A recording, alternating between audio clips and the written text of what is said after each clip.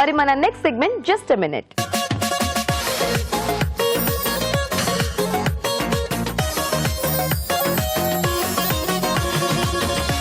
Okay, మరి ఇప్పుడు just minute లో రాజు గారు చేయబోయే వెరైటీ ఏంటో కనుక్కుందాం. సో రాజు గారు, జస్ట్ మినిట్ లో ఏం వెరైటీ ఈ రోజు?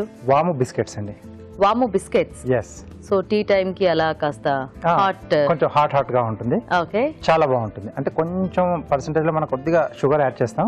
అంటే ఈ హాట్ బిస్కెట్ ఏంటంటే కొంచెం పంచదార యాడ్ చేయడం వల్ల కూడా కొంచెం టేస్ట్ అనేది కొంచెం బాగుంటుంది. యా, కొన్ని మనకి బయట దొరికే సాల్ట్ బిస్కెట్స్ లో కూడా ఆ స్వీట్నెస్ కొంచెం లైట్ గా ఉంటుంది కదా. ఓకే, మరి వాము బిస్కెట్స్ తయారీకి కావాల్సిన పదార్థాలు ఏంటో చూద్దాం. వాము బిస్కెట్స్ తయారు చేయడానికి కావాల్సిన పదార్థాలు: వాము 1 టేబుల్ స్పూన్, మైదా పావు కిలో, వెన్న 150 గ్రాములు, ఉప్పు తగినంత, బేకింగ్ పౌడర్ పావు టీ స్పూన్, వంట సోడా చిటికెడు, పాలు పావు కప్పు, పంచదార పొడి 1 టేబుల్ స్పూన్. వాము బిస్కెట్స్ కి కావాల్సిన పదార్థాలన్నీ చూసారు కదా. రాజు గారు, స్టార్ట్ చేద్దామా? ఓకే అండి. సో ఏ బేకింగ్ ప్రోడక్ట్ చేసుకున్నా ఫస్ట్ చేయాల్సింది ప్రీ హీట్ పెట్టుకోవడం. సో అది ప్రీ హీట్ పెట్టేసేస్తాను.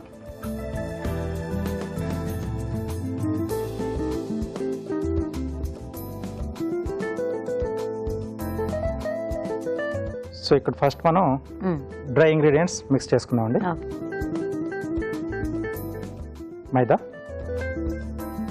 సో ఎప్పుడు చెప్పినట్టుగానే బేకింగ్ దాంట్లో మెజర్మెంట్స్ అనేవి మెయిన్ అండి, కంపల్సరీ. సో కొంచెం డస్టింగ్ పెట్టుకున్నాను.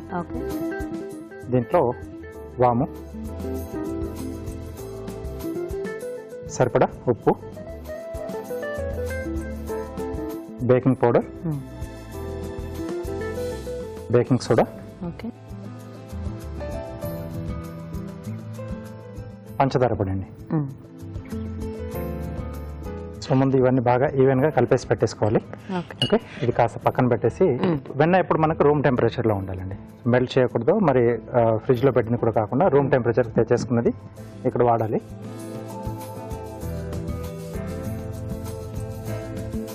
ఫస్ట్ దీన్ని మంచిగా బీట్ చేసుకోవాలి. సో ఇది మొత్తం మనం వెన్నతో కలుపుకోవాలి రాజు గారు? కొంచెం పాలు కూడా యాడ్ చేస్తామండి. సో వెన్న క్వాంటిటీ ఎక్కువగా ఉంటుంది. సో దీంట్లో మనం ముందుగా రెడీ చేసి పెట్టుకున్నాం కదండి మైదా. సో ఇవన్నీ కూడా దీంట్లో వేసేసుకోవాలి.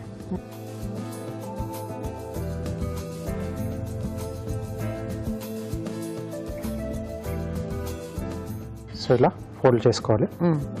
ఇదంతా ఒకసారి బాగా కలిసిన తర్వాత అప్పుడు కొంచెం పాలు యాడ్ చేసుకుంటాం. సో ఇంకొంచెం తక్కువ అనిపిస్తే మనం తీసుకున్న క్వాంటిటీలోకి ఇంకొంచెం యాడ్ చేసుకోవచ్చు పాలు, లేదా కొంచెం వాటర్ అయినా యాడ్ చేసుకోవచ్చు. సో మనము చపాతీ పిండిలా ముద్ద చేసేసుకోవాలి. ఓకే, సో ఫస్ట్ ఆ బటర్ అంతా కూడా కొంచెం ఆ పిండికి బాగా పట్టేసేయాలండి. ఓకే ఓకే, కొద్దిగా యాడ్ చేస్తున్నాను పాలు. ఓకే,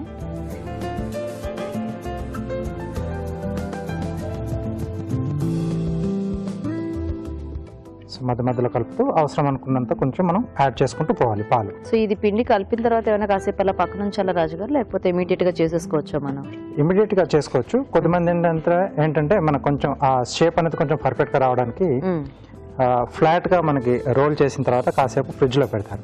సో మోల్డ్స్ తో మనం చేసుకున్నప్పుడు ఫినిషింగ్ అనేది బాగా వస్తుంది. ఓకే, కొద్దిగా పాలు పడతాయండి. సో ఇంకా అలా చూసుకుంటూ మనం మిక్స్ చేసేసుకోవటమే కదా ముద్దలాగా? అవునండి. సో మీరు చేసేస్తూ ఉంటారా? మేము చిట్కా చూస్తాము. ఓకేనండి. ఓకే అండి, ఇక్కడ రాజుగారి పిండి రెడీ చేస్తూ ఉంటారు, ఈలోగా మనం చిట్కా చూద్దాం.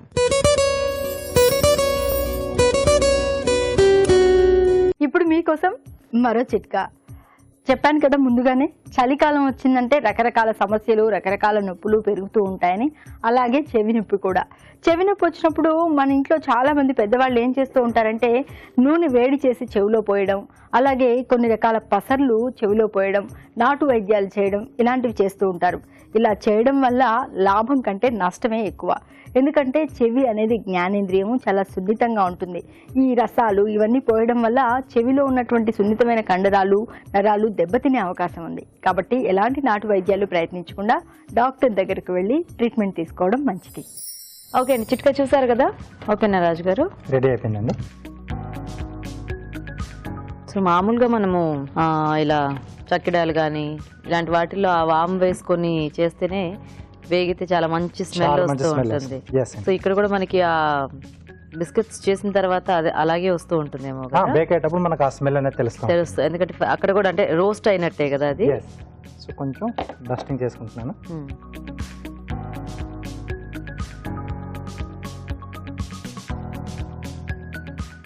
సో యూజువల్గా చాలా మందికి ఆ టీ టైం అప్పుడు ఆ బిస్కెట్స్ తినటం చాలా అలవాటు ఉంటుంది. కాకపోతే రెగ్యులర్గా బయటే తెచ్చుకుంటూ ఉంటాం కదా, సో వాటిల్లో ఏమీ పెద్ద వెరైటీ ఉండదు. అంటే రెగ్యులర్గా తీసుకొచ్చేవే అలా తెచ్చేసుకుంటూ ఉంటాము. కాకపోతే ఇట్లా ఇంట్లో చేసుకుంటే ఒక్కొక్కసారి ఆ డిఫరెన్స్ అనేది మనకి ఫ్లేవర్స్ కూడా మనం మార్చుకోవచ్చు కదండి. అవును. సో కొద్దిమంది ఏంటంటే పెనం పైన కొద్దిగా ఇసుక వేసేసి వాటి మీద ఈ బిస్కెట్స్ పెట్టి పైనుంచి కొంచెం మూత పెట్టేస్తే లోపల కొంచెం ఆ వేడి, అలా వేడి వల్ల కూడా మనకు బిస్కెట్స్ తయారు చేసుకోవచ్చు. అంటే చాలా కొద్ది మందికి తెలుసు. ఓకే. సో ఇదివరకు కూడా మనం అంటే అభిరుచిలో అప్పుడప్పుడు చూపించాం ఒకసారి. సో అవెన్ లేదు, బిస్కెట్స్ చేసుకోవాలనుకునే వాళ్ళు అట్లా ట్రై చేయొచ్చు. సో షేప్ అనేది మన చాయిస్. నేను కొంచెం ఇక్కడ టెడ్డీ బేర్ షేప్ తీసుకున్నాను. ఓకే. సో ఈలోగా బేకింగ్ ట్రేకి కొంచెం గ్రీజింగ్ చేసుకున్నామండి. Okay.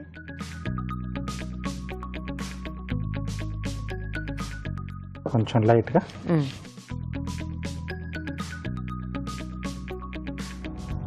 Okay. Teddy bear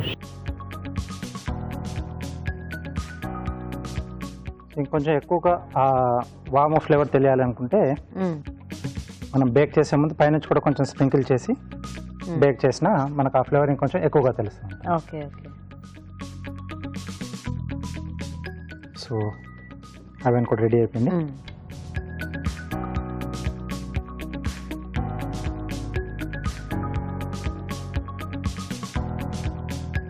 so ఒకసారి మనం తీసేసిన తర్వాత మళ్ళీ ముద్దలా చేసేసి రోల్ చేసి మళ్ళీ కట్ చేసేసుకుని పెట్టేసుకోవడం. అవును, పిండి వేస్ట్ అవ్వకుండా ఉంటుంది. పిల్లలు ఇంకొంచెం అట్రాక్టివ్గా వాళ్ళకి తయారు చేసేవాళ్ళనుకుంటే ఐస్ ఎక్కడైతే వస్తాయో అక్కడ కొంచెం మిరియాలు పెట్టేస్తే ఇంకొంచెం చూడడానికి కూడా బాగుంటుంది. ఆ బొమ్మ కరెక్ట్ ఇది వస్తుంది. ఓకే. సో బేక్ చేసేదండి. ఇది 180 degrees దగ్గర 15 నుంచి 20 నిమిషాలండి. అంటే ఒక్కొక్కసారి మైక్రోవేవ్ డిఫరెంట్ కంపెనీస్ ఉంటాయి కదా, సో ఆ టెంపరేచర్స్ కొంచెం డిఫరెన్స్ ఉంటుంది, చూసి చేసుకోవాలి.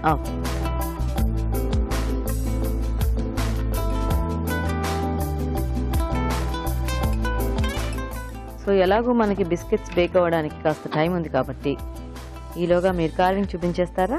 ఓకే అండి. ఆరెంజ్తో స్లైసెస్లో కట్ చేసి ఒక ఫ్లవర్ షేప్లో అరేంజ్ చేసి. ఓకే. సో టెడ్డీ బేర్స్ ఏమైనా ఉన్నాయి కదా, అవును, సో కొంచెం బాగుంటుంది. ఓకే.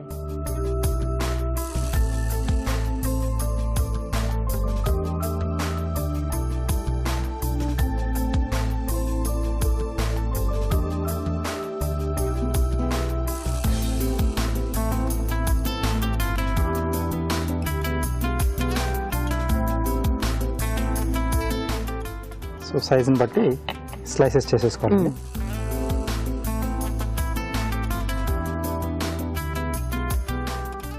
సో మిడిల్ అనమాట ఇది. Okay.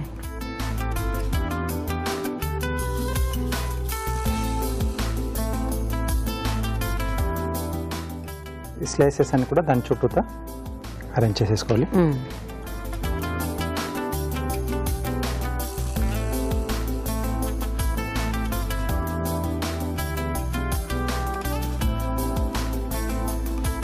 Okay.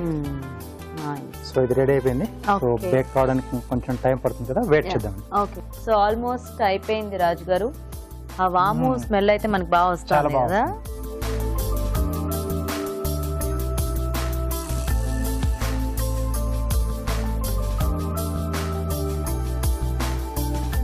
Okay. So teddy bears ready. Wow, భలే పొంగాయి. Yes, nice.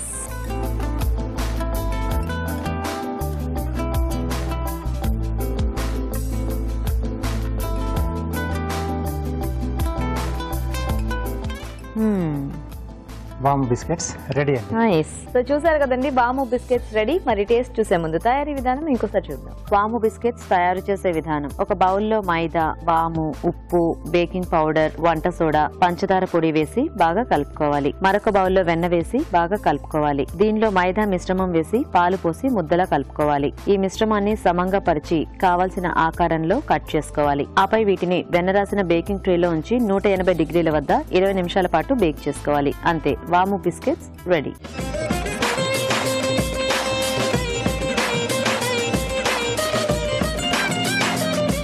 సో ఇప్పుడే ఫ్రెష్ గా బేక్ చేసుకున్న బిస్కెట్స్ రెడీగా ఉన్నాయి. ఇంకా లేట్ చేయకుండా మేము టేస్ట్ చూసిస్తాము. Teddy bear.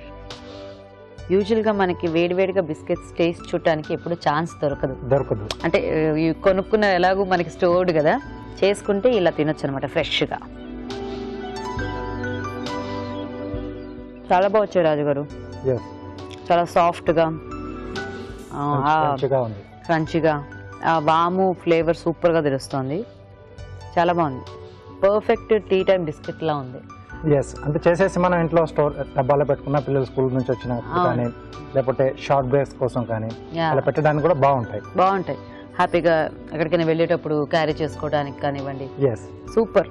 అంటే ఆ టెక్స్చర్ అది పర్ఫెక్ట్ మెజర్మెంట్స్ తో చేసుకున్నాం కదా మనము. అవునండి. సో కాబట్టి ఆ సాఫ్ట్నెస్, ఆ క్రంచినెస్ పర్ఫెక్ట్ గా సెట్ అయింది. సో చూసారు కదండి, టేస్టీ బిస్కెట్స్ హ్యాపీగా ఇంట్లో ఈజీగా చేసేసుకోవచ్చు. మీరు కూడా ట్రై చేయండి. ఇప్పుడు ఒక చిట్కా చూద్దాం. ఇప్పుడు మీకోసం ఎన్టీఆర్ మసాలా వారి చిట్కా. మామూలుగా మనం దోశ మీద పచ్చిమిర్చి, ఉల్లిపాయలు కట్ చేసి వేసుకుని దోశ తయారు చేసుకుంటూ ఉంటాము. దీనివల్ల దోశకు అదనపు టేస్ట్ యాడ్ అవుతూ ఉంటుంది. మరి ఇలాంటప్పుడు పచ్చిమిర్చి వేసుకున్నప్పుడు పచ్చిమిర్చి కొన్ని ఎక్కువ కారంగా ఉంటుంది, మరికొన్ని అసలు కారమే ఉండదు. మరి కారం ఎక్కువగా ఉన్నప్పుడు ఏం చేయాలి అంటే దాని మీద కాస్త ఉప్పు కూడా చల్లుకున్నట్లయితే ఈ కారం అనేది తగ్గిపోతుంది. దోశలు మరింత టేస్టీగా ఉంటాయి.